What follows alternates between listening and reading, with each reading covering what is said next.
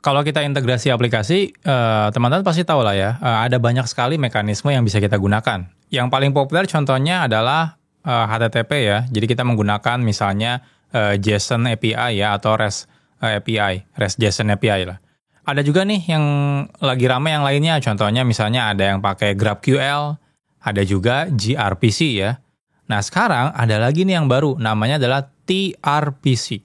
Pertanyaannya apaan tuh ya? Nah, kita lihat pertanyaannya. Buat teman-teman yang belum tahu, Programmer Zaman Now itu juga membuka kelas online-nya. Teman-teman bisa akses lewat Udemy, atau teman-teman bisa akses lewat websitenya Programmer Zaman Now, atau bahkan di membership-nya YouTube Programmer Zaman Now. Nah, buat teman-teman yang belum tahu apa bedanya ya, teman-teman bisa lihat kalau beberapa materi itu tidak bisa diakses secara gratis. Artinya teman-teman cuma bisa akses lewat kelasnya Programmer Zaman Now. Atau kalau teman-teman pengen tahu misalnya ya apa bedanya teman-teman join di YouTube atau juga di Udemy atau webnya PJ10. Kalau di YouTube itu materinya bulanan ya aksesnya, lalu bayarnya juga bulanan, lalu teman-teman bisa mengakses semua materi kelasnya. Nah selain itu teman-teman juga bisa akses ke semua video seperti vlog, reaction, live streaming. Nah kalau di web Udemy atau misalnya webnya PJN, teman-teman hanya sekali bayar dan aksesnya itu selamanya. Nah selain itu teman-teman hanya bisa mengakses yang teman-teman beli kelasnya. Nah selain itu, setelah selesai teman-teman juga bisa dapat sertifikat completion-nya. Nah ketika teman-teman join entah itu di YouTube, Udemy atau juga web PJN, teman-teman bisa join ke Discord-nya Programmer Zaman Now, di mana di sana sudah ada 22.000 members lain yang sudah bergabung. Oke, ini pertanyaannya dari Ahmad Amar ya. Apa itu tRPC? Permisi Pak Eko, beberapa hari yang lalu saya mendengar bahwa terdapat pendekatan lain untuk mengintegrasikan front-end dan juga back-end. Nah, selain menggunakan REST API, yaitu tRPC. Nah, menurut Pak Eko, apa itu tRPC dan pada studi kasus seperti apa pendekatan ini tepat untuk digunakan? Terima kasih Pak, semoga diberikan kesehatan selalu, amin. Oke, jujur ya, saya sendiri baru malah ya ngedengar ada istilah tRPC.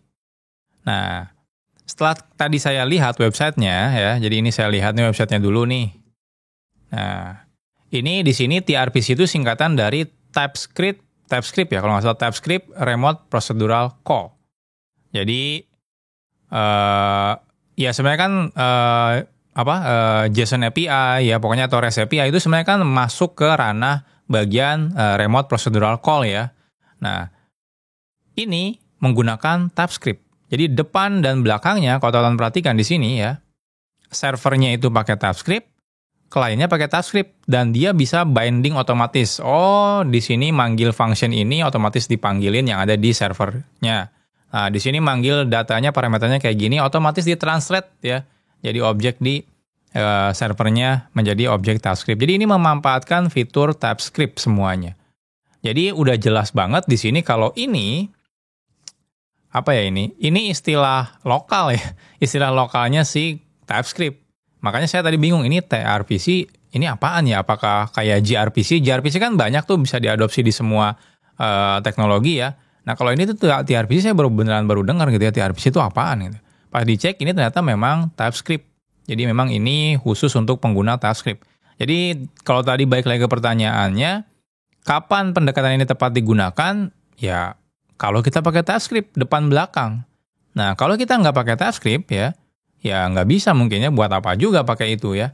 Nah selain itu problemnya adalah ini harus klien dan servernya menggunakan TypeScript. Masalahnya kita nggak bisa mastiin ya si klien itu teknologinya bakal sama terus. Bisa aja dia tidak menggunakan TypeScript. Ada yang murni JavaScript misalnya kalau web, atau bahkan kalau misalnya mobile, udah mau nggak mau dia nggak akan pakai TypeScript ya. Jadi saya nggak tahu apakah ini beneran populer atau enggak. Tapi kalau lihat tadi starnya sih, ini lumayan populer ya, 38.000 starnya ya. Itu salah satu yang lumayan populer juga kalau udah dapat segitu. Cuma saya nggak tahu ya, beneran dipakai di production atau enggak. Atau cuma hype-hype aja. Nah, cuma yang jadi penasaran, karena saya kebetulan nggak pernah pakai ini, saya biasanya ketika misalnya ada teknologi baru banget gitu ya, saya biasanya pengen tahu cara kerjanya. Jadi nggak cuma, tahu pakai aja gitu ya. Jadi ini mungkin teman-teman bisa buat pembelajaran teman-teman gimana saya mempelajari teknologi sampai ke dalamnya gitu ya.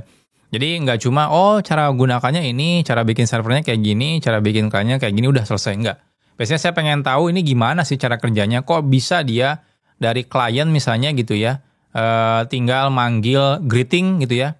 Lah kok bisa di sini langsung manggil ini ya, function atau objek greeting ini, dan ini di-execute langsung query-nya. Ya, saya pengen tahu misalnya seperti itu. Nah, biasanya saya akan cek dokumentasinya. Nah, cuma kadang beberapa dokumentasi ya itu tidak menjelaskan secara low levelnya. Itu problem beberapa dokumentasi ya. Jadi ini tidak dijelaskan secara low levelnya kayak gimana sih gitu ya. Ini cuma bikin router, bikin prosedur kayak method atau controller gitu ya.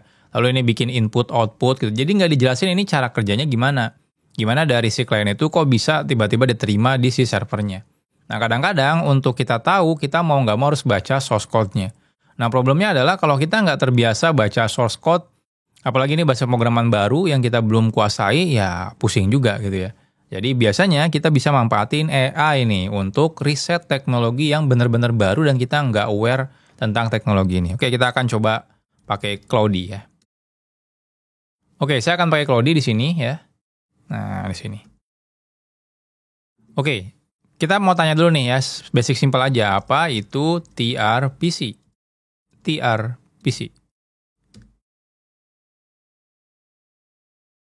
Harusnya sih sama ya.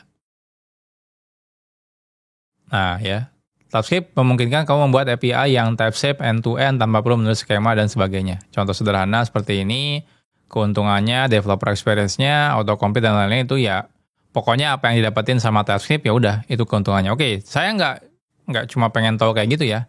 Nah, oke, coba beri contoh ya. Sampel klien dan server menggunakan TRPC.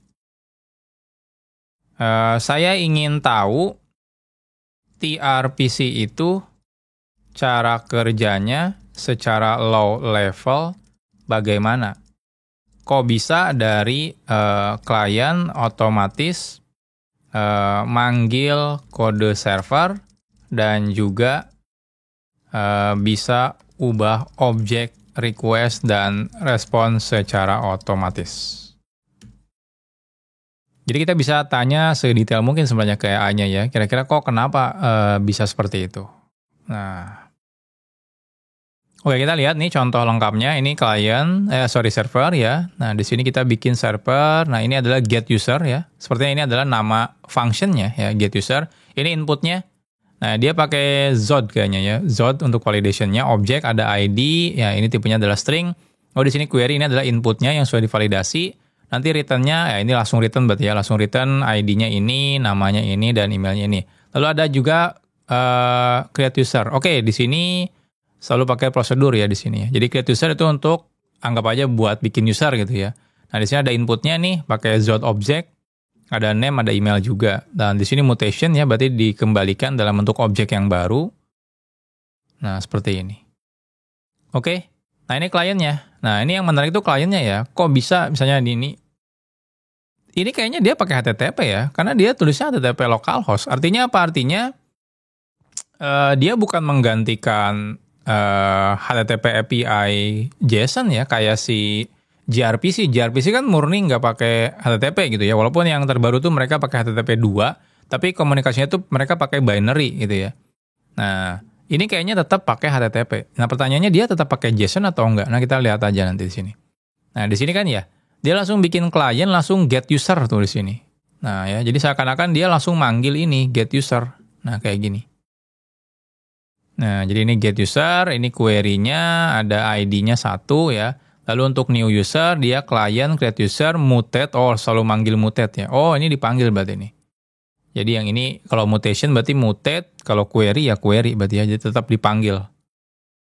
Oke, cara kerja low levelnya, nah ini yang kita pengen tahu. Type sharing mechanism yang ajaib di sini sebenarnya bukan runtime, tapi TypeScript-nya.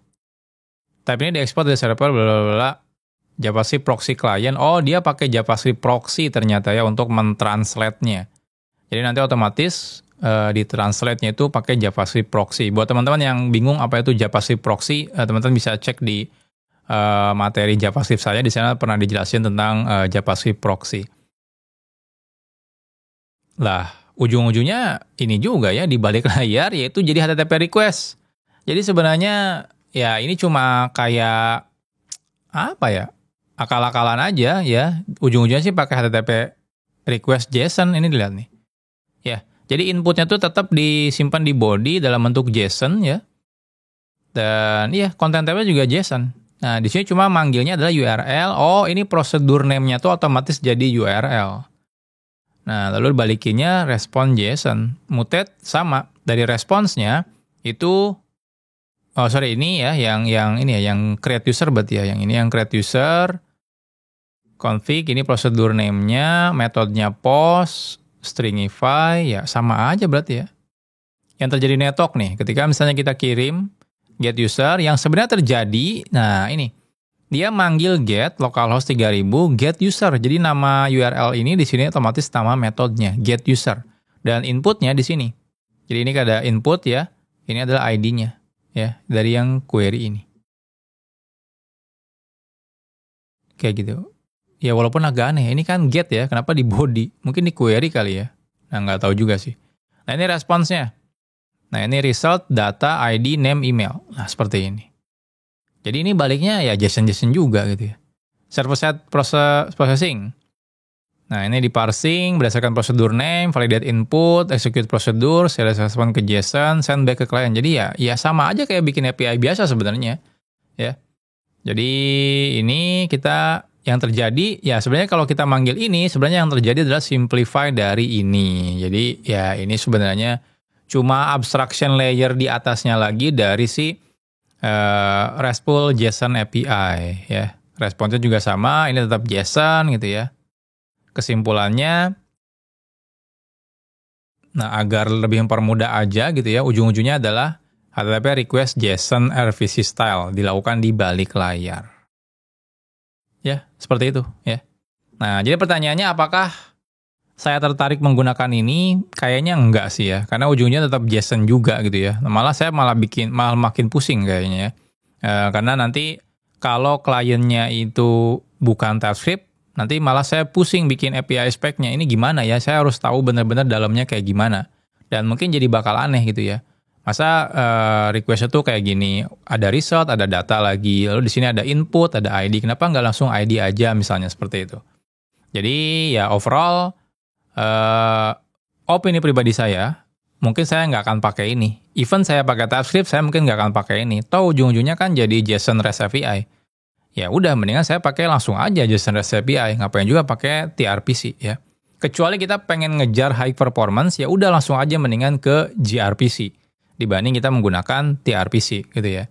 Nah, karena TRPC ujung-ujungnya adalah ke JSON API. Ya mungkin malah kayaknya bakal lebih lambat karena ada layer abstraction lagi di atas HTTP JSON API tadi. Nah, jadi itu mungkin pendapat pribadi saya. Jadi kalau ditanya kesimpulannya, saya tidak akan gunakan ini. Even saya menggunakan TypeScript, saya akan tetap menggunakan REST JSON API sepertinya. Dari Sabang sampai Merauke.